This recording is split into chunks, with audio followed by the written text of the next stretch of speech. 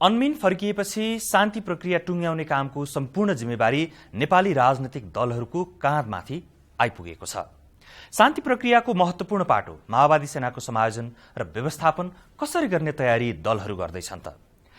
माओवादी सेना आफ्नै तयारी चाहिँ के छ त? आजको साझा सवालको बहस।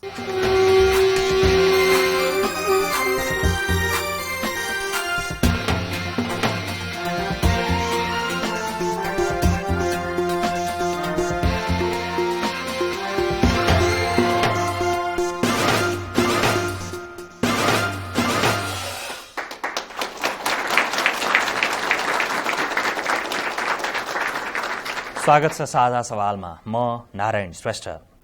माओवादी सेनाका शिविरहरूको व्यवस्थापन गर्ने जिम्मा विशेष समिति अन्तर्गत आइसकेको छ। अन्मिनले गर्दै आएको माओवादी सेनाको रेखदेख र हतियार व्यवस्थापनको काम विशेष समितिले गर्न सुरु पनि गरिसकेको छ। दलहरू मिलेर बनेको विशेष समितिले माओवादी सेनाको समायोजन र व्यवस्थापन कसरी गर्छ? आज हामी साझा सवालमा यो विषयमा छलफल गर्दैछौँ। छलफलमा हामीसँग हुनुहुन्छ माओवादी सेनाका कमान्डर नन्दकिशोर पुन पासाङ र माओवादी सेना समायोजन गर्न व्यवस्थापन गर्न बनेको विशेष समितिको एकजना सदस्य नेपाली कांग्रेसका नेता डाक्टर मिनेन्द्र रिजाल। र आज राजधानीमा तयार हुँदै गरेको यो कार्यक्रममा यहाँ करिब 30-35 जना सहभागीहरू हुनुहुन्छ। यहाँहरू सबैलाई म कार्यक्रममा स्वागत गर्छु र पहिलो खण्डको छलफल सुरुवात गरौँ। नन्दकिशोर पुन पासाङजी, तपाईबाटै कति राजनीतिक दलहरूले तपाईहरुको सेनाको संख्या चाहिँ 19,600 र अलिकति माथि शंका व्यक्त गर्छन्? खासमा कति छन्? अब क्यान्टोनमेन्टको संख्या पहिलो भेरिफिकेसनको कुरा गर्दाखेरि 19,604 जना हो र अहिले अब विभिन्न कारणवश एउटा एक्सिडेन्ट केसहरू अनुशासनभन्दा बाहिर जानुभएका केही साथीहरूलाई कारवाही गरिएको छ। त्यसो गर्दा केही संख्याहरू घटेको छ। हामी आधिकारिक रूपमा के भन्न चाहन्छौँ भने यो प्रोसेस, सेना समायोजनको प्रोसेस अगाडि बढ्दाखेरि लास्टमा जुन प्रोसेसमा हामी फाइनल डिसिजन गर्छौँ त्यो संख्या नै आधिकारिक संख्या हुन्छ। भनेको तपाईँ त अब माओवादी सेनाको सेनापति हुनुहुन्छ, मेरो सेना यति छ भनेर टक्कै भन्न अप्ठ्यारो परेको कि? अहिले 19,604 हो। तर कति चाहिँ कोही घाइते भए, कोही कारबाहीमा परे, कोही छोडेर पनि गए। घाइते कारबाही गएकाहरू त्यो लिस्टबाट डिलिट छ। त्यो लिस्टबाट डिलिट भएका बाहेक सबै हो। भनेको टक्कै कति हो? ट्याक्कै भन्दाखेरि मैले पहिले पनि भने 60-70 अराउन्ड तलमाथि भएको छ। हतियार चाहिँ कति जति होला काम लाग्ने अवस्थाका? तपाईँहरूको अध्यक्ष कतिले त खोलाले पनि बगायो भनेर भन्नुभएको थियो। अब यो कुरा मोनिटरिङ टिमलाई सोध्नुपर्छ। हामीले हतियार क्यान्टोनमेन्टमा राखिसकेपछि त्यसको सामान्य सरसफाई बाहेक हामीले अरू गरेका छैनौँ। त्यसो गर्दाखेरि अब त्यो हतियार चल्छ चल्दैन भन्ने कुरा हामीले हातमा ल्याइसकेपछि थाहा होला। डाक्टर मिनेन्द्र रिजाल, तपाईँ विशेष समितिको सदस्य हुनुहुन्छ। तपाईँहरूसँग चाहिँ केही तथ्याङ्क छ कि? भनेको एकदम आधिकारिक र अप टु डेट तथ्याङ्क छ कि यति चाहिँ हतियार छ, यति सेना छ माओवादीको भनेर? हामीलाई लाग्या उहाँहरूको संख्या कम छ भन्ने, तर त्यसमा यहाँ बसेर हामीले विवाद गरिराख्नु आवश्यक भएन। किन भन्दाखेरि सबै विवरणहरू विशेष समितिलाई उपलब्ध भए पनि छ। अब हाम्रो मातहतमा लडाकुहरू आइसकेपछि आइडी कार्डहरू पहिलेको छ, बारकोड राखेको छ, त्यसमा हेरेर टुङ्गो गर्न सकिन्छ। तपाईहरूले माओवादी सेनाका लडाकुहरू चाहिँ अब नागरिक समिति अथवा विशेष समितिको मातहतमा आएन भनेर खुब रुवाई कराई गर्नुहुन्थ्यो। अब त आइ पनि सक्यो, के गर्नुहुन्छ अब? रुवाई कराई होइन, संविधानको धाराले जे भनेको छ त्यही गरे हो। संविधानको धारा 146ले विशेष समिति मातहत आउने भने हो। पहिलो त स्वतन्त्र किसिमको अन्तर्वार्ता हुन्छ उहाँहरूसँग। तपाईँहरू केमा जान चाहनुहुन्छ? समाजमा पुनस्थापित हुन चाहनुहुन्छ अथवा विभिन्न सुरक्षा निकायमध्ये कुन सुरक्षा निकायमा जान चाहनुहुन्छ? त्यस पछाडि त्यो सुरक्षा निकायमा जानलाई चाहिने मापदण्ड र उहाँहरूको आफ्नो योग्यता मिलाएर अनि भन्न सकिन्छ को समायोजित हुन सक्नुहुन्छ कुन कुन सुरक्षा निकाय। फेरि एउटा प्रावधान के राखेको छ भन्दाखेरि समायोजन हुन चाहने तर समायोजन हुन नसक्नेहरूलाई पनि फेरि पुनर्स्थापनाको विकल्प दिइनेछ भन्ने। एकैछिन म सहभागीकोमा जाउँ। तपाईहरुलाई चाहिँ के लाग्छ, कसरी व्यवस्थापन हुनुपर्छ माओवादी सेनाका लडाकुहरूको? के हुनुपर्छ जस्तो लाग्छ? तपाईहरुको आफ्नो धारणा केही छ? मेरो घर चाहिँ नयगाउँ 8 गुल्मी हो हैन। पटक पटक सहमति हुन्छन्, तर त्यो सहमतिको पालना भन्ने कुरो वास्तवमा भाषणमा मात्रै सीमित छ। त्यसैले राजनीतिको यो गतिरो अन्त्य नभइरहेको अवस्थामा भविष्यमा सेना समायोजन हुन्छ भन्ने विषयमा हामी कसरी विश्वास गर्ने? यसमा यही हो मेरो प्रश्न। धन्यवाद माजी। एकदम आश्वस्त कसरी हुने? मलाई लाग्यो हेर्नुहोस् बहिनी, तपाईँले ठिक कुरा उठाउनु भयो। सहमतिहरू हामी गर्छौँ, सहमतिहरू पालन गरेका छैनौँ। अनमिन रहँदासम्म एउटा खालको हामी कहाँ कम्प्लेसेन्सी के थियो भने केही नभए पनि अनमिन रुङ्गालो बसिरहेछ नि त भन्ने थियो। त्यो कम्प्लेसेन्सी अब रहेन, रुङ्गालो कोही पनि रहँदैन। त्यसमा रुङ्गालो नरहने भए हुनाले हामीहरूले यो काम टुङ्ग्याउनुपर्छ भन्ने कुराका लागि एउटा दबाब जस्तो पनि बनाएको छ। त्यसले गर्दाखेरि पनि अब यो रुङ्गालो नभएपछि हामीलाई यसबारेमा निर्णय गर्नलाई सहज होला र निर्णय अब गर्नै पर्यो, नभए संविधान पनि समयमा ल्याउन सकिन्न भन्ने कुरा पनि सबैको मनमा लागेको छ। अझै थप सहभागी लिन्छु। तपाईँलाई के लाग्छ, कसरी समायोजन हुनुपर्ला अथवा कसरी व्यवस्थापन हुनुपर्ला माओवादी सेनाको? नमस्ते, म स्मिता नेपाली, मेरो घर पर्वत। म काठमाडौँ मोडल कलेजमा BA थर्ड इयर पढ्दैछु। उनीहरूले के चाहन्छन् त्यही अनुसारको हामी म्यानेजमेन्ट गर्न सक्छौँ भन्ने कुरा आएको छ। जुन संविधान सभा छ, हामी संविधान लेख्ने प्रक्रियामा अब हामी 4.5 महिना मात्रै बाँकी रहेको अवस्थामा यो गतिमा सेना संयोजन साँच्चै हुन्छ त? ठिक छ, तपाईँले मिनेन्द्र रिजालतर्फ हेरेर प्रश्न गर्नुभयो, तर त्यही प्रश्न चाहिँ म पहिला नन्दकिशोर पुन तपाईँबाट लिन्छु। कति समयभित्र तपाईँहरू समायोजित हुन तयार हो? अब यो प्रक्रियाको हिसाबले अब जसरी आम जनतामा एउटा चिन्ताको विषय भएको छ, त्यो स्वाभाविक रूपले राजनीतिक दलहरूमा हामीहरूमा पनि यो चिन्ताको विषय चाहिँ भएको छ। किन गति लिन सकेन? अब यो गति नलिन सक्नुको कारण सबैलाई थाहा छ, राजनीतिक रूपमा जे गतिरोध भएको छ। तपाईहरुलाई त्यो चिन्तामा संविधान पहिला कि समायोजन, सेना समायोजन पहिला? अब यो कुरा विभिन्न विर्तमा विभिन्न ढंगले तर्कहरू उठेका छन् र मुख्य कुरा राजनीतिक निकासको कुरा हो र संविधान देशको मूल कानून हो र देशको मूल कानून बनाउने कुरा पहिले सोच्ने कि मतलब अब टाउकोबाट सोच्ने कि खुट्टाबाट सोच्ने भन्ने कुराहरू हो।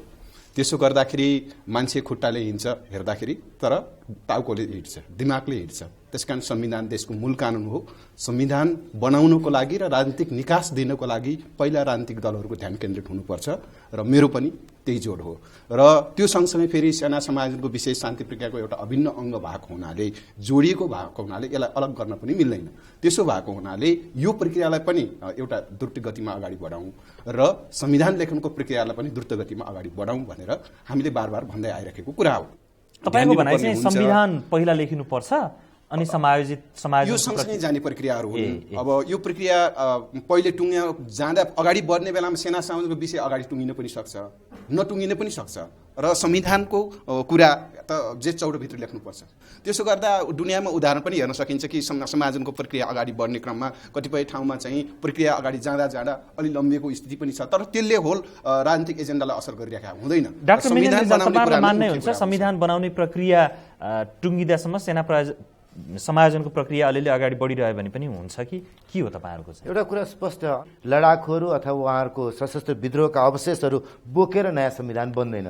त्यो अवशेषहरू बोकेर नयाँ संविधान बन्ने परिकल्पना कुनै पनि सम्झौतामा, कुनै पनि सहमतिमा, संविधानको धारामा कहीँ पनि छैन। र अघि उहाँ बहिनीले सोध्नुभएको कुरा एउटा मैले भन्नै पर्छ, किनकि कुरा लुकाएर गर्ने कुरा छैन। हाम्रो सहमति के भन्दाखेरि लडाकुहरू सबैले जे भने त्यही हुन्छ भन्ने होइन। उहाँहरूले आफ्नो इच्छा व्यक्त गर्ने हो, हामीले उहाँहरूको इच्छालाई सम्मान गर्ने कोसिस गर्ने हो स्थापित मापदण्डका आधारमा। भएन भने उहाँहरूको पुनर्स्थापन हुने विकल्प त्यसपछि पनि बाँकी रहन्छ भनेर हाम्रो कार्यक्षेत्राधिकारमा 3 दलको बीचमा भएको 2065 असार 11 गतेको 2 नम्बर बुँदामा लेखेको कुरा त्यही हो। त्यसलाई अब नफेरिकन त्यो प्रक्रिया अन्तर्गत यो प्रक्रिया अगाडि जाने हो। क्यान्टोनमेन्टमा रहेका लडाकाहरूलाई उनीहरूको इच्छा सोध्ने हो र उनीहरूको इच्छालाई सकेसम्म सम्बोधन गर्ने कोसिस हामी गर्नेछौँ भन्नुभयो। यतिखेर हाम्रा सहकर्मीद्वय विद्या चापागाई र मेघराज रसाइली माओवादी सेनाको 7औं डिभिजन अन्तर्गत कैलालीको एउटा क्यान्टोनमेन्टमा हुनुहुन्छ। त्यहाँ केही माओवादी सेनाका लडाकाहरूसँग हुनुहुन्छ। उहाँहरू के चाहनुहुन्छ त? उहाँहरूको भित्री मनमा चाहिँ के छ त समायोजनको प्रक्रियाप्रति, अहिले भइरहेको विशेष समितिको कामहरूप्रति? म एकैछिन उहाँहरूसँग कुराकानी गर्छु। हामी अहिले कैलालीको 7औं डिभिजन अन्तर्गत लोकेश स्मृति ब्रिगेडमा छौँ। यहाँ लगभग 750 भन्दा धेरै माओवादी लडाकाहरू हुनुहुन्छ। यी मध्ये केही माओवादी लडाकाहरूसँग हामी अहिले कुराकानी गर्दैछौँ। तपाईँको नाम? मेरो वास्तविक नाम सेतु विक, टेक नाम छाया। म कार्यरत 7औं डिभिजन लोकेश स्मृति ब्रिगेड गुराङ्गेमा कार्यरत छु।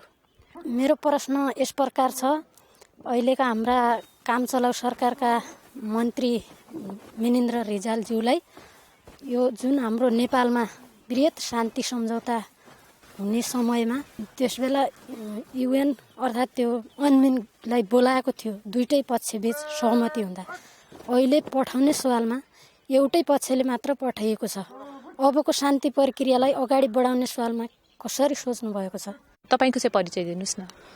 मेरो नाम दीपक बिसी, आदर्श 7औं डिभिजन लोकेश स्मृति ब्रिगेड। तपाईँको प्रश्न या विचार के छ त्यो पनि?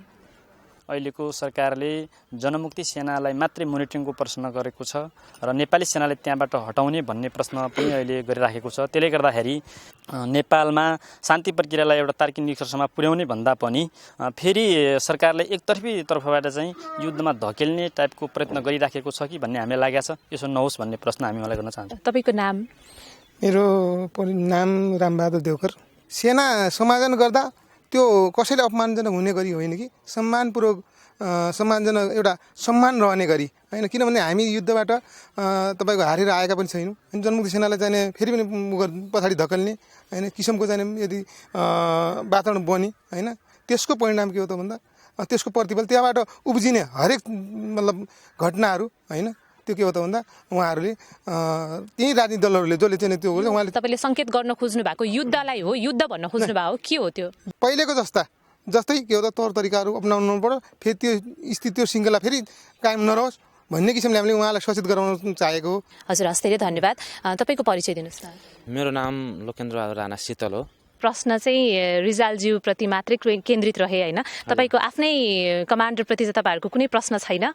भन्न खोजेको कुराहरू के हो भने पासाङ सरलाई जसरी हामीले कुन उद्देश्यका साथ चाहिँ 10 वर्ष जनयुद्ध लड्यौँ, हामीले चाहिँ 4 वर्षको चाहिँ यो क्यान्टोनमेन्टको चाहिँ जीवन भोग्यौँ, आखिर चाहिँ यो सबै कुराहरू चाहिँ बेकारमा फाल्ने गरेर सहमति चाहिँ नहोस् हामी यो भन्न चाहन्छौँ। हामीले चाहिँ कुन कुराको लागि चाहिँ त्याग तपस्या गरेको हो यो कुराहरू चाहिँ उपलब्ध होस्। यो नभइकन हामीलाई चाहिँ त्यसै चाहिँ तपाईँको चाहिँ समायोजन गर्ने कुराहरू चाहिँ त्यति चाहिँ सुटेबल हुँदैन जस्तो लाग्छ हामीलाई। विद्याजी धेरै धन्यवाद। आएका प्रश्नहरू मिनेन्द्र रिजाल तपाईँतर्फ नै आए। हेर्नुहोस्, तपाईँहरू विशेष समिति मार्फत हुनुहुन्छ। विशेष समितिको म सदस्य हुँ। त्यसर्थमा जिम्मेवारी पनि छ। तपाईँलाई बडो गम्भीरताका साथ एउटा सुझाव र सल्लाह दिन चाहन्छु। अब यो नेपाली सेनाका बारेमा तपाईँहरूले विवाद त्यहाँबाट सृजना गरेर यो विवाद हुने होइन, त्यतातर्फ नलाग्नुहोस्। तपाईँहरूको भविष्यका बारेमा विशेष समितिले जिम्मेवारी ल्यायो, त्यो भविष्यका बारेमा कुराकानी गर्ने हो। एउटा तपाईँहरूले बुझ्नै पर्छ, तपाईँहरू हिजो जुन राजनीतिक दर्शनका लागि हिँड्नुभयो त्यो दर्शनमा नेपाल छैन, माओवादी पार्टी होला। हिजो तपाईँहरू जुन बाटोबाट हिँड्नुभयो, तपाईँहरूले युद्ध भन्नुहुन्छ, सशस्त्र विद्रोह भन्छ हामीले, त्यो बाटोका लागि सबै नेपाल तयार छैन। तपाईँ हिजो रहेको पार्टी तयार होला, तर यो सँगसँगै तपाईँले के बुझ्नुहोस् भने एकातर्फ माओवादी पार्टीको सदस्यता खल्तीमा हाल्ने अनि अर्कोतर्फ सेनाको एउटा अधिकारी हुने सम्भव छैन। तपाईँले भने जस्तो जनमुक्ति सेना पनि भइराख्ने अनि नेपाली सेना पनि हुने, जनमुक्ति सेना पनि भइराख्ने, सशस्त्र प्रहरी पनि भइराख्ने, जनमुक्ति सेना पनि भइराख्ने, नेपाल प्रहरी पनि भइराख्ने, त्यो बाटोमा हिँड्ने होइन। अहिले विशेष समितिले गरेको टुङ्गो बाटो 3टा बाटो भनिएको छ।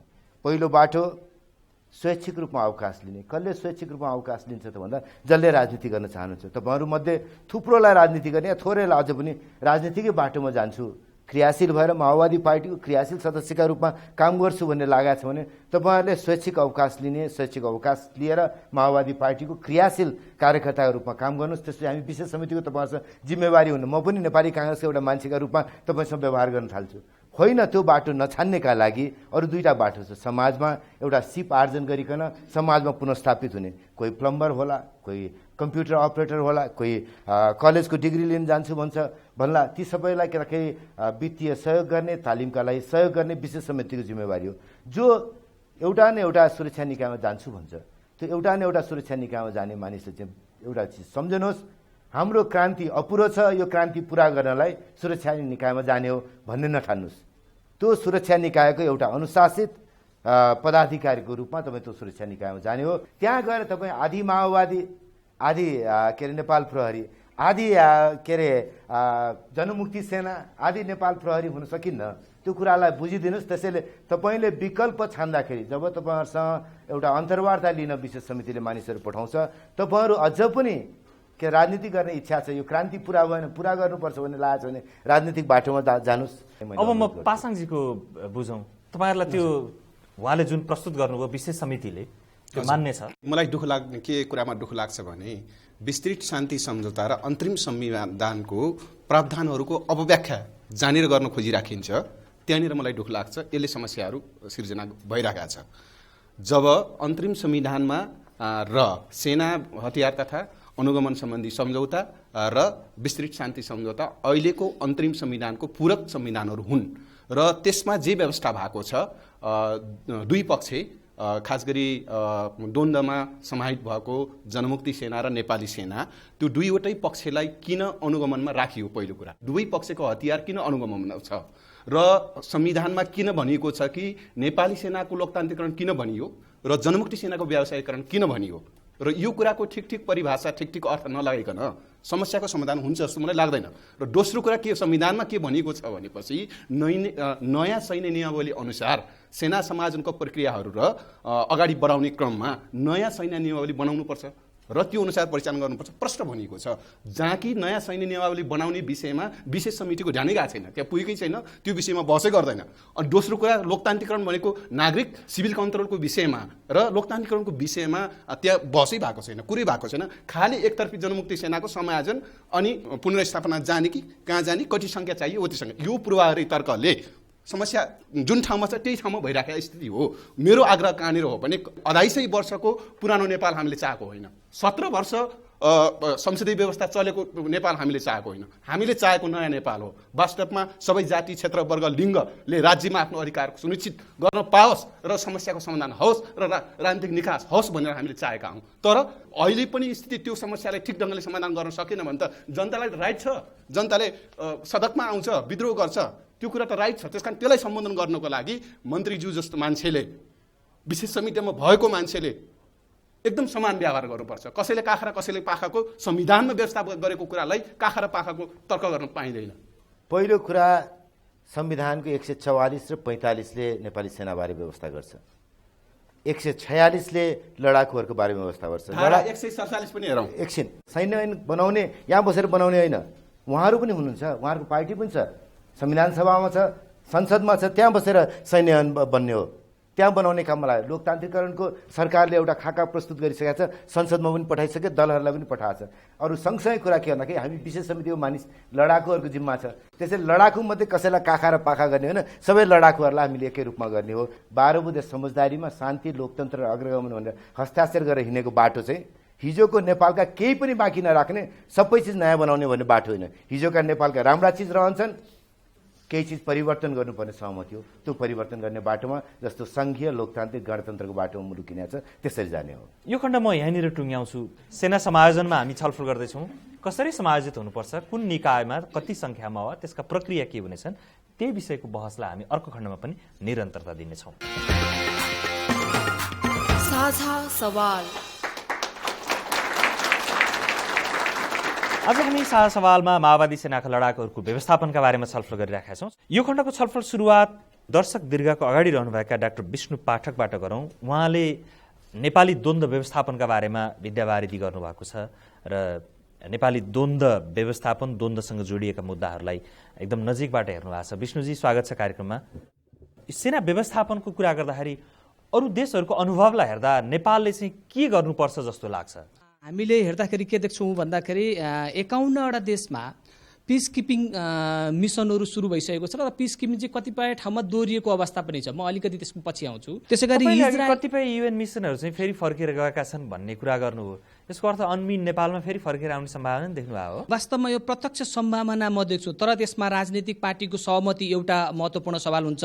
दोस्रो कुरो चाहिँ युएनलाई, सेक्युरिटी काउन्सिललाई के लाग्यो भने युएनको उपस्थिति अनिवार्य छ भन्ने लाग्यो भने त्यसरी पनि हुन सक्ने भयो। पूर्व युगोस्लाभियामा 8वटा विभिन्न अलग अलग नाम गरेका मिसनहरू पुरा भएर कोसोभोमा अहिले 9वटा मिसन जारी छ। हैटीमा 5वटा मिसन पुरा भएर एउटा मिसन जारी छ। तपाईँलाई एउटा हैटीको बारेमा भनौँ, 1997बाट 2001 सम्ममा पुलिसको तालिमका लागि मात्रै 3वटा अलग अलग नाम गरेका मिसन प्रक्रियाले काम गरेको अवस्था हो। एङ्गोलामा 4वटा मिसन सकिएको अवस्था हो। त्यो त एउटा अनुभव भयो। अब नेपालमा चाहिँ विश्वको त्यो अनुभवबाट हेर्दाखेरि कस्तो खालको हुनु पर्ला समायोजनको मोडल वा प्रक्रिया? म यहाँ 3टा मोडल अलिकति चर्चा गर्नु उपयुक्त ठान्दछु। एउटा अफगानिस्तान जो हाम्रो छिमेकी मित्र राष्ट्र छ र यो हाम्रो साउथ एसिया रिजनमा पनि पर्दछ, त्यसको कुरा गरौँ तो त्यहाँ लगभग असफल जस्तो पनि भएको छ। दोस्रो कुरो मोजाम्बिकको कुरा गरौँ। मोजाम्बिकमा अलिकति स्ट्रेस दिउँ। मोजाम्बिकमा 2टा सेना बराबर सङ्ख्यामा, सरकारी सेना र विद्रोही सङ्ख्या बराबरी सेनामा इन्टिग्रेसन भएको छ र त्यसमा 30,000 को सङ्ख्या छ।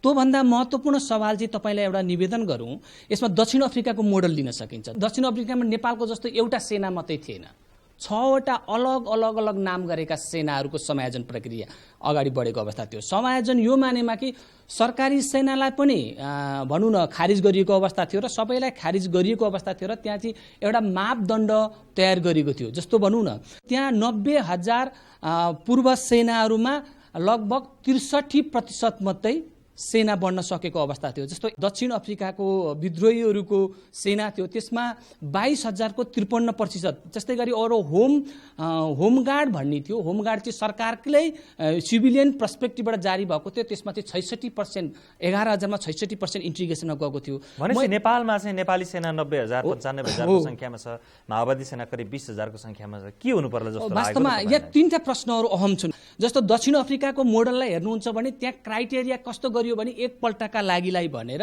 पढाइको मापदण्ड मान्ने चलन छ, त्यसबाट आउट भएको अवस्था हो। त्यसलाई शिक्षालाई त्यस मापदण्डबाट अलग्गै राखिएको अवस्था हो। त्यस्तै गरी चाहिँ जस्तो जस्तो अफगानिस्तानमा किन असफल भयो तपाईँलाई नारायणजी यहाँ निवेदन गरौँ। 2003बाट 2007सम्म अफगानिस्तानमा डिसआर्मामेन्ट, डिमोबिलाइजेसन र रिइन्टिग्रेसनको प्रक्रिया अगाडि बढ्यो र तर त्यहाँ चाहिँ के थियो भने $200 मिलियन खर्च हुने कुरा गरेको थियो र 90,000लाई चाहिँ DDR प्रक्रियामा लानुपर्ने भनी थालिएको थियो। तर त्यहाँ 40 मिलियन मात्रै पैसा चाहिँ जम्मा भयो। दात्री संस्थाहरूले दिन नसक्ने बित्तिकै सरकार र सम्बन्ध दात्री निकायले पैसा दिन नसकेपछि चाहिँ त्यसको लगभग 60% भन्दा बढी सङ्ख्या चाहिँ फेरि खानै नपाएको आधारमा है फेरि विद्रोहमा फर्केको अवस्था छ। मैले के भन्न खोजेको भन्दा त्यो अनुभवबाट नेपालमा चाहिँ के हुनुपर्छ त? पहिलो कुरा त शिक्षाको मापदण्डलाई क्यान्टोनमेन्टमा रहेका माओवादी सेना भन्छु मैले, तिनीहरूको बारेमा त्यो वाइप आउट गर्नुपर्ने अवस्था एउटा सिर्जना हुन सक्छ। किन भन्दाखेरि नेपालमा सेना समस्यामा परेकोले सेना पढे लेखेका एउटा वर्गमा आयो, उनीहरू कतिपय अर्थमा नेपालमा जन्मे तर विदेशमै धेरैको ठुलो सङ्ख्यामा विदेशमै पढेर विदेशी संस्कृति हुर्क्यो तर नेपालीपन कम पाइयो भनेको गाउँघरको पन एउटा। त्यसैले गर्दा के भयो भन्नुहुन्छ भन्दाखेरि उहाँहरूलाई चाहिँ सेना समायोजन हुने बित्तिकै हामीलाई चाहिँ उहाँहरूको तार्किक क्षमताले, अहिलेका जर्नेलहरूकै समस्या मैले भनिरहेको छु, तार्किक क्षमताले हामीलाई अप्ठ्यारो पर्छ भन्ने पनि एउटा मानसिकता छ। त्यो एउटा मानसिकताबाट आउट हुनुपर्ने अवस्था छ। अब दोस्रो सवालमा के छ भन्दाखेरि चाहिँ माओवादी सेनाले पनि जनमुक्ति सेनाबाट आफू चाहिँ माथि उठेर सेनाको डिसिप्लिन अथवा सुरक्षा निकायको डिसिप्लिनभित्र बस्छु भन्ने आधार पनि बनाउनुपर्छ। तर त्योभन्दा पहिला चाहिँ हामीले के गर्नुपर्ने हुन्छ भन्नुहुन्छ भने क्यान्टोनमेन्टमा प्रश्नावली वितरण गरिनुपर्छ र प्रश्नावलीमा भने जस्तै राजनीतिक कर्मीको रूपबाट जान सक्ने अनि पुनर्स्थापनाका लागि जान सक्ने र सेना प्रहरी पुलिस भनौँ न सशस्त्रमा जान सक्ने मापदण्ड कुरा गर्नुपर्छ। तर तपाईँलाई म यहाँ एउटा फेरि भन्छु है, यी प्रक्रियाहरूलाई पनि ध्यान राखेर नेपालको शान्ति प्रक्रिया अगाडि बढ्नुपर्छ भन्ने मलाई लाग्छ। ठिक छ विष्णुजी, धेरै धन्यवाद, तपाईँले आफ्नो विचारहरू राखिदिनु भयो। यो सेना समायोजनको प्रक्रियामा डाक्टर मिनेन्द्र रिजाल तपाईँले के भन्नुभयो भने प्रक्रिया निश्चित हुन्छ, त्यो मापदण्डहरूलाई पुरा गर्नुपर्छ भन्नुभयो। त्यो मापदण्डमा विष्णु पाठकले सुझाउनु भएको जस्तो शिक्षाको मापदण्ड हुन्छ कि हुन्न होला? निश्चित रूपमा हेर्नु सबै मापदण्ड हुन्छन्, तर मैले एउटा कुरा भन्नु आवश्यक छ। विष्णु पाठकजीले विभिन्न देशका कुरा गर्नुभयो, एकजना पनि समायोजन नभएका पनि उदाहरणहरू उत्तिकै धेरै राख्न सकिन्छ। कुनलाई पछ्याउने त? एकजना पनि समायोजन नभएको देशको उदाहरणलाई पछ्याउने कि? सुन्नुहोस्, म त्यो बाटो हिँड्न खोजेन। उहाँले भनेको कुरा के भन्दाखेरि 2टा सेना मिलाउने भनेर मलाई मेरो उहाँसँग विनम्रतापूर्वक आग्रह, विदेशका बारेमा जति ठुलो अध्ययन गर्नुभएको छ नेपालमा हामीले गरेका सहमति बारेमा पनि त्यति नै अध्ययन गरिदिनुहोस्। आमाको 4.1.3 म जहिले पनि यो कोट गर्छु, only those Maoist combatants who are properly registered in the cantonment sites will be eligible for the possible integration into security forces fulfilling the standard norms. त्यही हो कम्बटेन्ट्स भन्छ, एक-एकजनाको कुरा गरेको छ हो। अब मैले फुलफिलिङ द स्ट्यान्डर्ड नर्म्स भन्छ, पोसिबल इन्टिग्रेसन भन्छ, पोसिबल सम्भावित, त्यस पछाडि सिक्युरिटी फोर्सेस भन्छ। यो चाहिँ नपढिदिने अनि अरू कुरा गर्ने त्यति उचित हुन्न। त नेपालको एकीकृत नेकपा माओवादीलाई दक्षिण अफ्रिकाको अफ्रिकन नेसनल काङ्ग्रेस ANC बराबर ठान्न थाल्नुभयो भने समस्याहरू अझ धेरै आउँछन्। त्यसैले हिजो आधीभन्दा धेरै जनताको मत पाएको ANC सँग दाज्न थाल्नुभयो भने त्यसले समाधानको बाटोमा होइन अप्ठ्यारोको बाटोमा लिएर जान्छ। त्यसैले उहाँ जस्तो बुद्धिजीवीले पनि त्यतातर्फ माओवादीलाई अनुरोध गर्छु कि तपाईँहरूले चुनावमा कति मत प्राप्त गर्नुभयो त्यो तपाईँहरूले पनि हेक्का राख्नु। हामीले एकदम हेक्का राख्नुपर्छ। हामीले एकदम हेक्का तर नेपाली सेना काङ्ग्रेसको सेना हो होइन। तपाईँले दक्षिण अफ्रिकाको उदाहरण दिनुभयो, यहाँ हामी नेपालीले नै हेक्का राख्नुभयो भने धेरै सजिलो होला। एउटा कुरा यसरी सोचिदिनुहोस्, नेकपा माओवादी 30% मत थियो, नेकपा माओवादी बाहेकका पार्टीको 70% मत थियो। त्यसलाई चाहिँ नबिर्सनुहोस्। नेकपा माओवादीको 30% जनताको समर्थनमा सबै बाँकी 70%ले अब तोम शरणम गर्नुपर्छ भन्ने सोच बनाएको भने त्यहाँबाट पार लाग्छ। फेरि म यतैपट्टि आउँ, यो विशेष समितिले समायोजनमा अहिले भइराखेकै मापदण्डहरूलाई पछ्याउने हो कि तपाईँहरू नयाँ मापदण्ड तयार गर्नुहुन्छ? म त त्यही भाषा पढ्ने हो। फेरि पनि दोहोऱ्याउनु पर्छ भने मैले 4.1.3 फेरि पनि दोहोऱ्याउनु म तयार छु। होइन के तपाईँहरू त्यही 4.1.3 लाई दोहोऱ्याउँदा पनि मापदण्ड अहिले नेपाली सेनाले लिइराखेको मापदण्डलाई नै तपाईँहरू त्यही मापदण्ड हो भन्नुहुन्छ कि नयाँ मापदण्ड स्थापित मापदण्डको आधारमा समायोजनको प्रक्रिया अगाडि जाने हो। अब त्यसमा फाइन टिङ्करिङ्सहरू काहीँ हुन सक्ने हो भने विशेष समितिमा दलहरूका बीचमा बसेर कुरा हुन सक्ला। तर जे सहमति छ त्यसलाई चाहिँ ठ्याक्कै अर्कोतिर फालिदिउँ अनि सबै नयाँ सुरु गरौँ भन्नेबाट हुँदैन। एकैछिन पासाङजी, अब त्यही मापदण्डभित्र तपाईँहरू समायोजनको प्रक्रियाको ढोकाबाट छिर्न सक्नुहुन्छ? विस्तृत शान्ति सम्झौताले जे व्यवस्था गरेको छ त्यो अनुसार नै विषयहरूलाई अगाडि बढाउनुपर्छ। फरक ढङ्गले व्याख्या गर्ने कुरा भएन। तर विस्तृत शान्ति सम्झौता र अन्तरिम संविधानमा आफूलाई मनपर्ने जुन बुढा छ त्यो बुढालाई चपक्कै समातेर त्यसको मात्रै व्याख्या गर्दा समस्याहरू आएको छ। समग्रमा विस्तृत शान्ति सम्झौताको व्याख्या सही हुनुपर्छ र समग्र ढङ्गले त्यसको व्याख्या हुनुपर्छ र जुन दललाई जे अनुकूल पर्छ त्यो खालको बुढा समातेपछि त जहाँबाट पनि कुतर्कटा जति पनि गर्न सकिन्छ। अब सेना समायोजनको मोडेलको कुराहरू हुनसक्छ, यसको विषयमा छलफल यही खालको मोडेल हुनुपर्छ भनेर हामीले एक कङ्क्रिट धारणा अहिलेसम्म सायद कसैले पनि बनाएको छैनौँ। हामीले के भन्ने गरेका छौँ भने यो नेपालकै मोडालिटीको हुनुपर्छ, नेपालकै प्रकारको हुनुपर्छ। बाहिर रेफरेन्स ल्याउँ, जस्तै विष्णुजीले साउथ अफ्रिकाको उदाहरण राख्नुभयो, अरू पनि राख्नुभयो, अरू थुप्रै ठाउँमा उदाहरणहरू छन् र ती उदाहरण हाम्रो निमित्त सहयोगी बन्न सक्छन्। तर हाम्रो नेपालको आफ्नै खालको मोडालिटी बनाऊ भनेका छौँ। 7 सालको मुक्ति सेनाको हिस्ट्री पनि हेर्न सकिन्छ, त्यसको समायोजनको कुरा पनि हेर्न सकिन्छ। त्यतिखेर 10 वर्षसम्म छुट्टै फोर्सको रूपमा रह्यो, होमगार्डको रूपमा, प्रहरी फोर्सको रूपमा रह्यो। त्यसपछि 17 सालपछि आएर सेनामा समायोजन भयो। अहिले पनि 3टा गन छ, 3टा गन अहिले पनि कार्यरत छ र त्यहाँबाट भर्ती भएर आएकाहरू अफिसरहरू चिफ भएर निस्किनु भएको छ 3 जना। त्यो पनि त छ, हाम्रो नेपालको उदाहरण पनि छ। हामी त्यसलाई विकास गर्न सक्छौँ कि सक्दैनौँ? उहाँहरूलाई भन्न जे अप्ठ्यारो परे पनि यथार्थता के हो भनेपछि त्यो द्वन्द्वबाट आएको एउटा नयाँ फोर्स हो, शक्ति हो, यो राष्ट्रको फोर्स हो। यो फोर्सलाई सम्बोधन गर्नुपर्छ र यसलाई राष्ट्र निर्माणमा यसलाई जसको सेक्युरिटीको सवालको कुरा होस् चाहे राष्ट्र निर्माणको सवालको कुरा होस् यसलाई यहाँ राख्नुपर्छ, यो राज्यको दायित्व हो भन्ने कुरा बल्ल अनुभूति भएको छ कि त्यो बल्ल अनुभूति भइसक्यो हुनाले आशा गरौँ समस्याको समाधान अब हुन्छ र मोडालिटीको बारेमा छलफल गर्दै अगाडि बढौँ भन्ने कुरामा हामी पोजिटिभ जाउँ। नेगेटिभ जाँदाखेरि आफ्नो एकवटा धारा समात्दाखेरि त सायद हामीले पनि एउटा धारा त समात्न सकिला नि त, एउटा धारा समात्न सकिन्छ। त्यसो गर्दाखेरि त समस्याको हल त हुँदैन। समायोजनको जुन बहस सुनिरहनु भएको छ, म सहभागीहरूको विचार लिउँ यहाँनिर। तपाईँहरूलाई कस्तो लाग्यो? कसरी समायोजित हुनु पर्ला? कुन मोडेलले काम गर्ला अथवा के हुनु पर्ला? मेरो नाम प्रयास सुवेदी, जनमुक्ति सेनाको मुख्यालयको तर्फबाट केही प्रश्नहरू म पनि उठान गर्न चाहन्छु। सर्वप्रथम त म डाक्टर मिनेन्द्र रिजालजीलाई प्रश्न गर्न चाहन्छु कि उहाँले कामचलाउ सरकारको कामचलाउ मन्त्रीको हैसियतमा कामचलाउ एन्सर नदिएर अलिकति गम्भीरतापूर्वक उत्तरको अपेक्षा गर्न चाहन्छु। हामी सबैलाई थाहा भएको कुरा हो र स्वयं डाक्टर रिजाललाई पनि थाहा भएको। सरकार फेरिदिनु भने झन्झटै बाँकी रहँदैन, चाँडो गर्नुहोस्। त्यही त म प्रश्न गर्दैछु कि जब अन्तिम राजा ज्ञानेन्द्रले तपाईँहरूलाई जेलको चिसो छिडीमा सडाइरहेको थियो त्यतिखेर त्यो महान जनयुद्ध र जनयुद्धको जगमा निर्माण भएको अपराजय जनमुक्ति सेनाको बलमा जनआन्दोलन उठान नभएको भए तपाईँहरू जेलबाट बाहिर निस्किने कुनै पनि सम्भावना थिएन। अहिले आएर यो शान्तिको विशाल राजमार्गमा सँगै हातेमालो गरौँ भनेर अगाडि बढ्दै गर्दा चाहिँ धेरै प्रगति भएका छन् र तपाईँहरूले अहिले पनि अत्तो थाप्ने मात्र काम गरिरहनु भएको छ। जहाँसम्म सेना समायोजनको कुरा छ, हामीले भनेको नयाँ नेपाल राज्यको नयाँ राष्ट्रिय सेनाको माग गरेको हो। स्ट्यान्डर्ड नर्म्स भने के पुरानै राज्यको पुरानै सेनाको स्ट्यान्डर्ड नर्म्स हो त? हामीले चाहेको त नयाँ नेपाल राज्यको नयाँ राष्ट्रिय सेना बनाउनुको निम्ति चाहिने नयाँ नर्म्स हो नि त। त्यो नर्म्सलाई फुलफिल गर्न त को योग्य हुन्छन् हेर्दै जाने कुरा हो। स्ट्यान्डर्ड नर्म्स फुलफिल गर्ने त भन्नुहुन्छ, कस्तो स्ट्यान्डर्ड नर्म्स बनाउने भने त सहमति अब त जानु पऱ्यो नि त, त्यो बनाउँदै जानु पऱ्यो नि त। हामी त मोडालिटी कस्तो बनाउने अब त्यहाँ हाम्रो लडाइँ त त्यहाँ हुन्छ नि त। अब त्यही कारणले नयाँ राष्ट्रिय सेना बनाउनको निम्ति जुन स्ट्यान्डर्ड नर्म्स मोडालिटीहरू जुन चाहिने जुन अवधारणा हो त्यो चाहिँ तपाईँहरूको बिचमा एउटा कम्प्रिहेन्सिभ एउटा विहङ्गम छलफलबाट चाहिँ प्रतिपादित गरियो भने हामीलाई सही हुन्छ। होइन भने जनमुक्ति सेना त जहाँसम्म हाम्रो आफ्नो इच्छाको सवाल छ, हामी त एक दिन पनि लड्न र नेपाली जनतालाई अर्को हतियार युद्धको नाकमुख देखाउनु परोस् भन्ने चाहनु। तर तपाईँहरूले बाध्य पार्नुभयो भने हामी अन्तिमसम्म पनि लड्न चाहन्छौँ र तयार पनि छौँ। हस्, धन्यवाद। मेरो यति मात्रै सुझाव छ तपाईँलाई, लामो भन्दैन। मुख्यालयमा बसेका साथीहरू अहिलेसम्मका सम्झौताहरू फेरि मेहनत साथ पढिदिनुहोस्, यो बुझायो भने झन्झट बाँकी छ है। नमस्ते, मेरो घर ओखलढुङ्गा रगनी। मेरो प्रश्न चाहिँ पासाङजीलाई छ। अब यो अन्मिन जाने बित्तिकै आकाश खस्ने, अन्मिन हुने बित्तिकै आकाश रोकिने, यो त भएन। तपाईँहरू अलिकति रिस उठ्ने बित्तिकै हाम्रा क्यान्टिनमेन्टका सेना चाहिँ हामी बाहिर निकालेर रोडमा ल्याउनु छौँ भन्नुहुन्छ होइन। रोडमा ल्याउने बित्तिकै समस्याको समाधान त हुने होइन। यसलाई समस्याको समाधान कसरी गर्ने भन्ने कुरो तमाम नेपाली जनताले सोचेका छन्।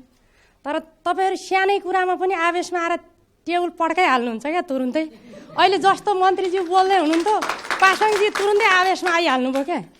यो चाहिँ तपाईँहरूले सोच्नुपर्ने कुरा हो। तपाईँहरू यति माथि पुगेको मान्छे त तुरुन्तै आवेशमा आउनुहुन्छ भने तमाम नेपाली जनताले कसरी खप्ने?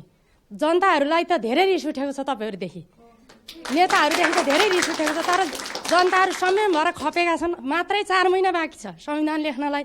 तर तपाईँहरू अब अहिलेसम्म खिचातानीमा अल्झिनु भएको छ क्या। संविधान कहिले लेख्नुहुन्छ त तपाईँहरू? हस्, तपाईँको प्रश्न एकदम धन्यवाद। प्रश्न याद गरिदिनु होला, म जवाफ लिन्छु। एकैछिन अर्को एकजना सहभागीको लिन्छु अनि त्यसपछि प्रश्नको जवाफ लिन्छु है। यहाँ हुनुहुन्छ। नमस्कार, म भवानी रिजाल, मेरो घर चाहिँ धादिङ अनि अहिले चाहिँ यहाँ आरआर क्याम्पसमा पढ्दैछु। मेरो प्रश्न हजुरहरू दुवैजनालाई, अब संविधानको समय त थप्दै थप्दै यहाँसम्म आयो र पनि अब जम्मा 4 महिना जति बाँकी छ। यस बिचमा सेना समायोजन भएन भने संविधान पनि असम्भव हो त? र सेना समायोजन पनि नहुनु र संविधान पनि नबने फेरि देशमा अर्को द्वन्द्व नै उत्रने हो त? जनताहरू फेरि द्वन्द्वमा उत्रनु पर्ने हो त? हस् भवानीजी, धन्यवाद। तपाईँको प्रश्नको जवाब म पासाङबाट लिइहाल्छु। पहिलो कुरा जुन बहिनीले प्रश्न राख्नुभयो,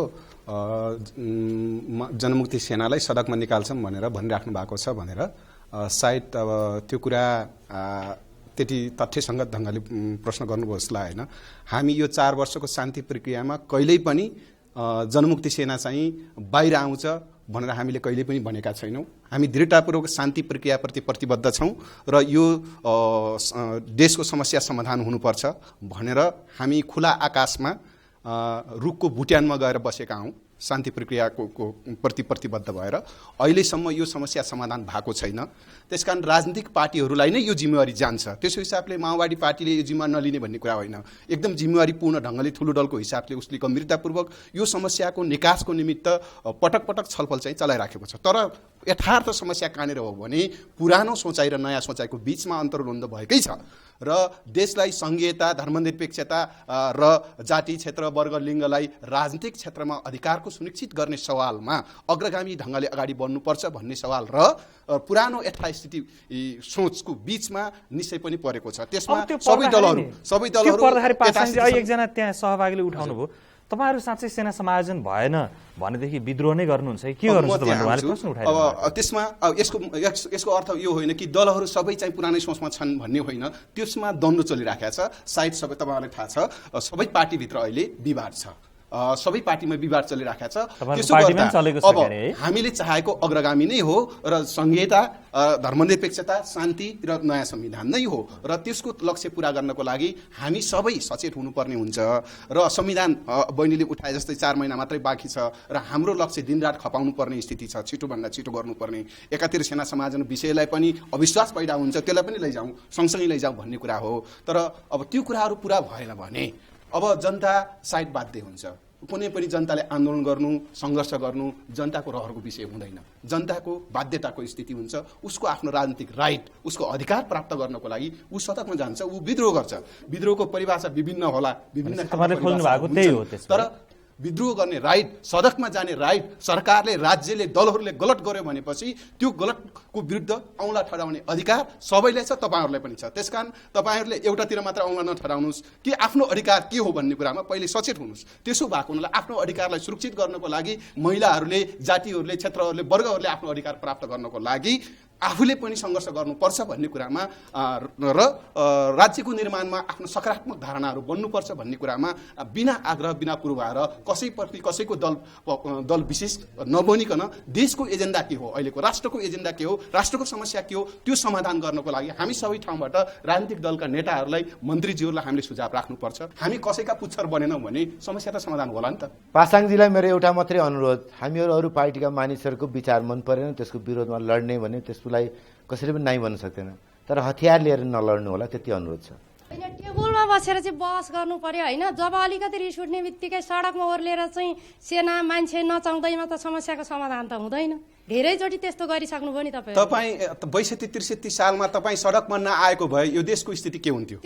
52-53 सालमा 46 सालमा सङ्घर्ष नभएको के जनता सडकमा नआएको भए तपाईँले, महिलाहरूले अलिअलि पाएको अधिकार पनि कुन ठाउँमा हुन्थ्यो? अब धेरै अधिकार पाउने हो।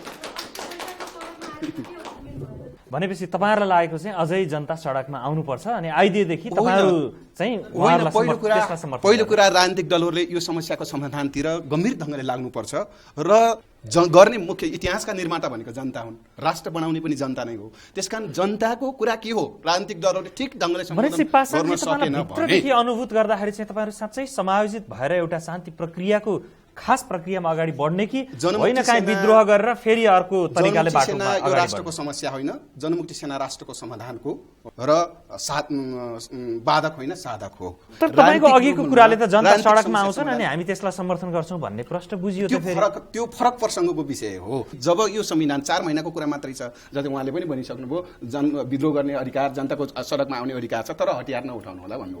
हतियार उठाउने कुरा कुनै रहरको विषय हुँदैन। कसैले पनि हतियार कसैले मार्न चाहँदैन, ऊ अधिकार चाहन्छ। त्यसो गर्दाखेरि राज्यले गलत स्टेप चाल्यो, जनता कटल्याम भयो, भुट्न थाल्यो भनेपछि त्यसको जवाबदेही जनताले गर्छ र त्यहाँ मतलब कसैले हतियार उठाउनु पर्छ भनेर कसैले भन्नै पर्दैन। पासाङजी, तपाईँले बेलामा संविधान बनेन भनेको 68 जेठ 14 सम्म संविधान बनेन भने विद्रोह हुन्छ भन्ने कुरा गर्नुभयो, तर तपाईँहरू संविधान सभाको सबभन्दा ठुलो दल, संविधान बनाउने काममा ध्यान दिएर संविधान त्यो बेलामा बनाउने कि विद्रोह होला कि त्यसका तयारी गर्ने? निश्चितै रूपमा संविधान बनाउनु पर्छ। 4 महिना मात्रै छ। हामीले त जनतालाई सचेत गरेको कुरा हो कि यदि संविधान बनेन, फेरि पनि संविधान बनेन भने अब के गर्ने? तपाईँ संविधान सभाको सबभन्दा ठुलो दल अनि तपाईँहरू बेलामा संविधान बनेन भने जनता सडकमा विद्रोहको लागि उत्रिँदा तपाईँहरूको विरुद्ध उत्रिन्छ कि काङ्ग्रेस एमालेको विरुद्ध उत्रिएला? त्यो जुन दलहरूले जसले जनताको इच्छालाई, जनताको चाहनालाई सम्बोधन गर्न सक्यो, त्यो एजेन्डा दिन सक्यो, जनताको नेतृत्व जुन दलले गर्न सक्यो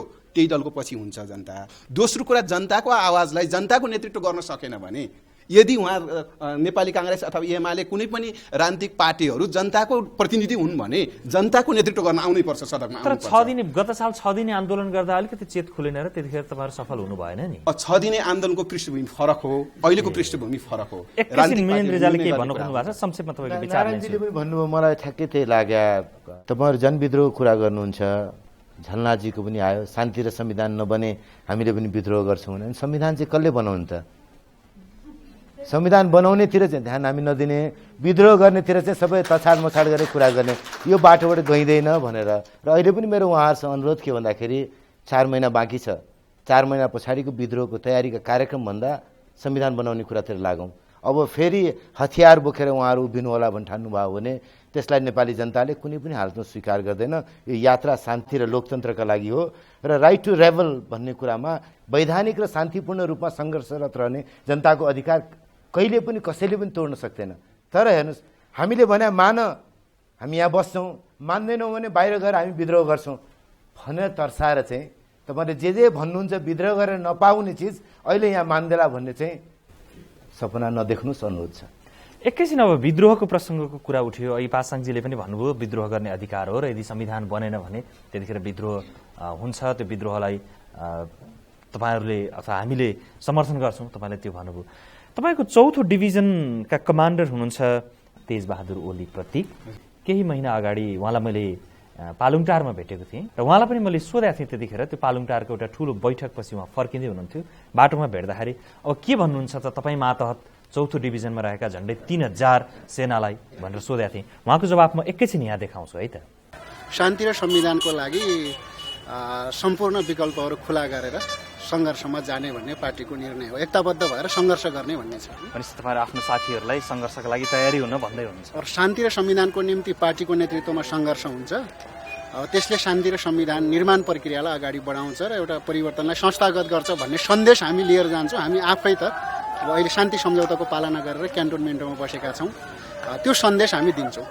तपाईँहरू पार्टीले भनेअनुसारको आन्दोलन अभियानका लागि तयार हो।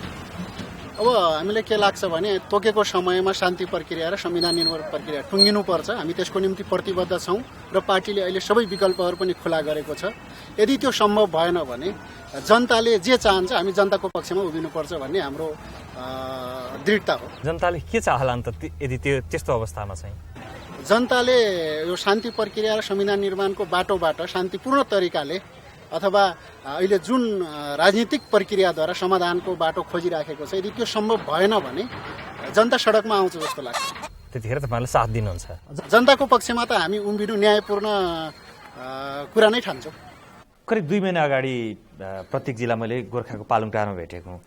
पासाङजी, तपाईँहरूलाई पनि भित्रदेखि एकदम सत्य कुरा भन्दा कहिलेकाहीँ एकदम दुविधा भयो जस्तो लाग्दैन? विद्रोहका लागि तयारी गर्ने कि समाजनको प्रक्रियामा अगाडि जाने कि एउटा पो काम हुन्छ त? दुइटै त एकैचोटि चल्दैन होला नि। यो यथार्थ कुरा, वस्तुनिष्ठ कुराहरू र सम्भावित कुराहरूलाई हामीले आकलन गरेर भन्ने कुराहरू हो। त्यसो गर्दा प्रतीकजीले जहाँ जे कुराहरू भन्नुभएको छ, सायद अब हामीले भन्दै आएको कुरा पनि त्यो हो कि शान्ति र संविधानको निमित्त अहिले मुख्य सङ्घर्षको विषय हो। त्यो जनताको पनि हो र दलहरूको बीचको विषय पनि हो र कसरी छिटोभन्दा छिटो यो 4 महिनाभित्र संविधान निर्माण गर्ने, त्यसमा जोड गर्ने विषय हो। त्यसमा गर्न चाहने र नचाहनेको बीचको सङ्घर्ष नै हो अहिलेको। त्यसकारण शान्ति र संविधानको निमित्त सङ्घर्ष अहिले टिखो भएको छ, अझ पेचिलो भएर जान्छ। छिटो सङ्घर्षबाट त्यो टुङ्गाउनुपर्छ, सङ्घर्षको बीचबाटै त्यो टुङ्गिने कुरा हो। र सहमति पनि एक प्रकारको सङ्घर्षै हो र पहिलो प्राथमिकता हाम्रो शान्ति र संविधानकै सङ्घर्षको निमित्त र दोस्रो त्यसो गर्दाखेरि पनि त्यो समस्या समाधान भएन भने अब त्यो निर्णय गर्ने अधिकार जनतालाई छोड्नुपर्छ। जनताले आफ्नो पहल कदमी लिन्छ।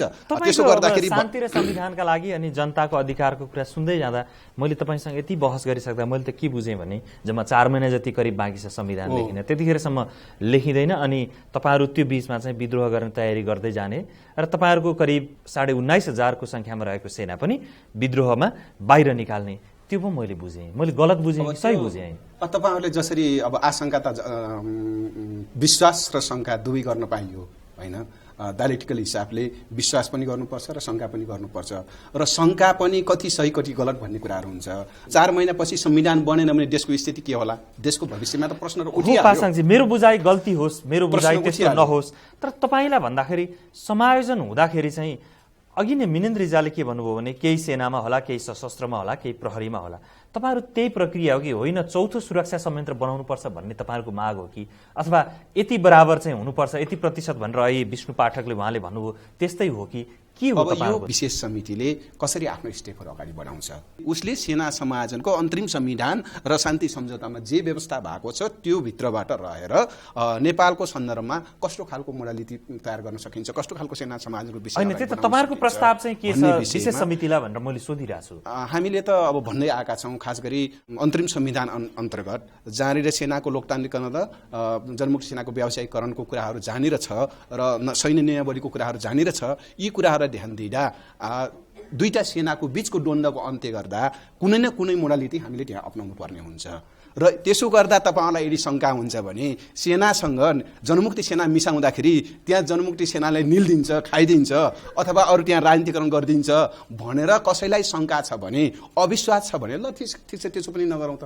अलग्गै बनाऊ नेपालकै मोडालिटी छ त नेपालकै मोडालिटी अपनाएर त्यसलाई डेभलप गरौँ विकास गरेर जाउँ त छुट्टै सेना छुट्टै युनिटमा केही वर्ष केही समय राख्न सकिन्छ त्यसलाई एउटा टास्क दिन सकिन्छ र छुट्टै बनाएर पछि एउटा प्रोसेसमा गएर एउटा खालको मिसाउन पनि सकिन्छ त्यो पनि अहिले तपाईँहरूलाई डाउट छ भने शङ्का छ भने अर्को छुट्टै फोर्स बनाएर पनि जान सकिन्छ यदि त्यसमा पनि तपाईँहरूलाई अझै डाउट छ अझै शङ्का हुन्छ यो छुट्टै बसेर फेरि एकातिर हिँड्ने पो हो कि भन्ने तपाईँहरूलाई डर छ तराज छ भनेपछि त्यसो भए जनमुक्ति सेनाको सङ्ख्या बराबर नेपाली सेनाबाट पनि ल्याउँ सशस्त्रबाट पनि ल्याउँ प्रहरीबाट पनि ल्याउँ ल्याएर एउटा विशेष सुरक्षा बल बनाऊ विशेष सुरक्षा बल बनाएर त्यसलाई एउटा टास्क दिउँ र त्यसलाई टास्क दिएपछि आखिर त टास्क दिने हो भने देश निर्माणको निमित्त थुप्रै टास्कहरू थुप्रै योजनाहरू दिन सकिन्छ त्यो बनाएर राखौँ अनि एउटा प्रक्रियामा गएर भनेर हामीले 2-3वटा विकल्प कुनै निर्माण वा फरक खालको औद्योगिक त्यो कुरा विशेष समितिमा राजनीतिक लेभलमा के सहमति हुन्छ त्यो अब मागकै कुरा त हाम्रो अलि धेरै माग पनि होला उहाँहरूको थोरै पनि होला अथवा मुख्य कुरा कहाँ हो भने राजनीतिक रूपमा के सहमति हुन्छ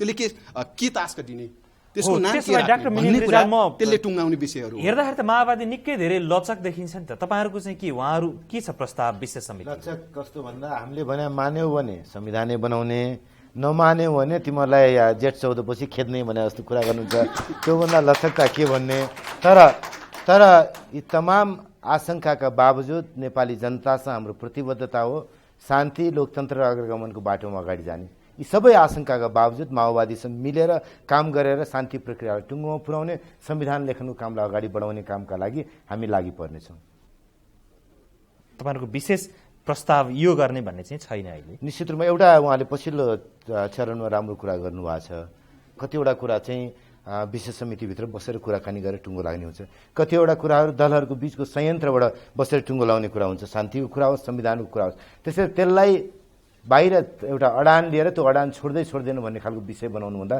त्यतातर्फ कुरा गर्नुपर्ने उपयोगिताको कुरा गर्नुभएको छ उहाँले त्यो निश्चित रूपमा ठिक कुरा हो म एकैछिन अब सहभागीमा आउँछु होइन अब यो समायोजनको प्रक्रियाको धेरै कुरा गरियो छुट्टै संयन्त्रको पनि एउटा कन्सेप्ट आयो होइन छुट्टै संयन्त्र बनाउन पर्ला कि होइन अहिले भइरहेकै संयन्त्रभित्र समायोजित हुन सक्ला के होला नमस्कार म उद्धव खतिवडा कल्लेरी 1 धादिङ यहाँ अहिले एमबीएस प्रथम वर्ष पढ्दैछु यहाँ नेपाली सेनाको संख्या लगभग 1 लाख छ 19,604 जनमुक्ति सेना छ नेपालको यो यति सानो अर्थव्यवस्था त्यहाँमाथिको यो जर्जर स्थितिमा भविष्यमा समृद्ध नेपाल बनाउनको निम्ति यो दुईटा सेनालाई यतिकै राख्नु ठिक छ कि नेपाली सेनालाई डाउन साइजिङ गरेर जनमुक्ति सेनालाई पनि सम्मानपूर्वक कुन हिसाबले हुन्छ समायोजन गरेर नेपाललाई भविष्यमा चाहिने सामरिक स्थितिबाट र देशको अर्थव्यवस्थाले धान्ने हिसाबले कति सेना चाहिन्छ भन्ने पासाङजीको र मिनेन्द्रजीको के छ त धारणा तपाईहरुको भिजन के हो नेपाली अर्थव्यवस्था अनुकूल भन्ने मेरो हस् धन्यवाद म जवाफ लिइहाल्छु संक्षेपमा अब यहाँ टोपी लाउने हुन्छ दोस्रो लहरमा म तपाईको लिन्छु म श्याम तामाङ म नेपाल तामाङ राष्ट्रिय महासंघबाट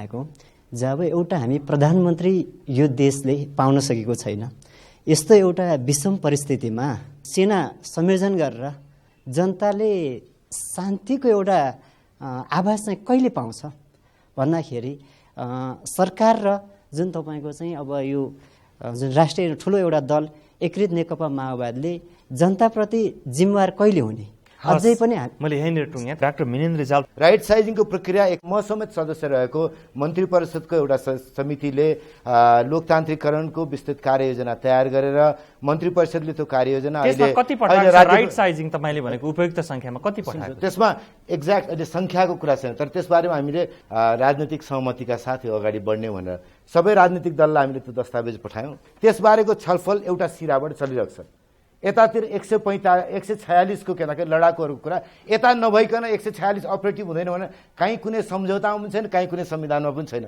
पासाङजी कहिले टुङ्गिन्छ शान्ति प्रक्रिया भन्ने सहभागीहरूको प्रश्न थियो नेपालको आर्थिक स्थिति सबै हिसाबले भूराजनीतिक सबै हिसाबले हेर्दा ठुलो संख्याको सेना चाहिँदैन सेना सानो चाहिन्छ चुस्त आधुनिक सेना चाहिन्छ र विश्वको अरू सेनाहरूसँगको ट्याकल गर्नको लागि त्यो मतलब वारमा होइन, उसको क्षमता स्किलहरू वृद्धि गर्नको लागि चुस्त र सानो एक व्यवस्थित आधुनिक सेना चाहिन्छ नेपालमा। र दोस्रो कुरा फेरि शान्ति प्रक्रिया कहाँसम्म जान्छ भन्ने कुरा उहाँले जो राख्नु भएको छ, सायद सबैमा निराशाको विषयहरू छ र फेरि हामी आशावादी बन्नुपर्छ। हाम्रा दलहरू यति बेकुफ यति मूर्ख नहोलान् कि नेपालको समस्याप्रति आँखा चिम्लेर र दलहरूप्रति विश्वास पनि गर्नुपर्छ र नयाँ संविधान प्रक्रियालाई अब तीव्रतामा अगाडि बढाउनु हुनेछ र देशले सरकार पनि पाउनेछ भन्ने पनि छ। मन्त्रीज्यू यहाँ हुनुहुन्छ, सायद अर्कोचोटि मन्त्री हुने अवसर पाउनुहुन्छ हुन्न, मेरो शुभकामना सबैहरू पाउनुहोस्।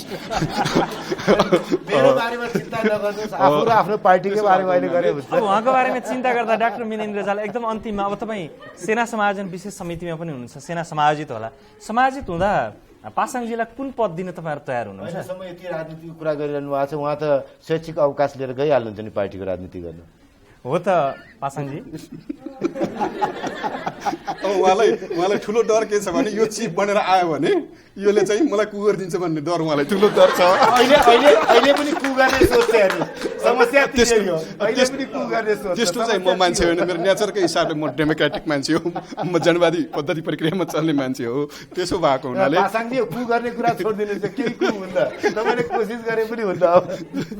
त्यसो भएको हुनाले मन्त्रीजीले नआत्तिनुहोस् भनेर भन्दा आजको बहस यहाँनिर टुङ्ग्यौँ। आज हामीले माओवादी सेना व्यवस्थापन र समायोजनका बारेमा छलफल गऱ्यौँ। छलफलमा सहभागी हुनुहुन्थ्यो विशेष समितिका सदस्य नेपाली काङ्ग्रेसका नेता डाक्टर मिनेन्द्र रिजाल र माओवादी सेनाका कमान्डर नन्दकिशोर पुन पासाङ। आजको साझा सवाल तपाईँलाई कस्तो लाग्यो? प्रतिक्रिया पठाउन सक्नुहुन्छ। प्रतिक्रिया पठाउनका लागि हाम्रो ठेगाना हो साझा सवाल, BBC नेपाली सेवा, post box number 672, Kathmandu, Nepal. र हाम्रो इमेल ठेगाना हो nepali.letters@bbc.co.uk। साझा सवाल तपाईँ bbcnepali.com मा सुन्न र bbcsazasaval.com मा सुन्न र हेर्न सक्नुहुन्छ। आजको कार्यक्रममा सहभागी भइदिनु भएकोमा यहाँहरू दुवैजना, तपाईँ सहभागी दर्शक र श्रोता सबैलाई धेरै धन्यवाद। कार्यक्रमबाट आजका लागि हामी सबैलाई बिदा दिनुहोस्।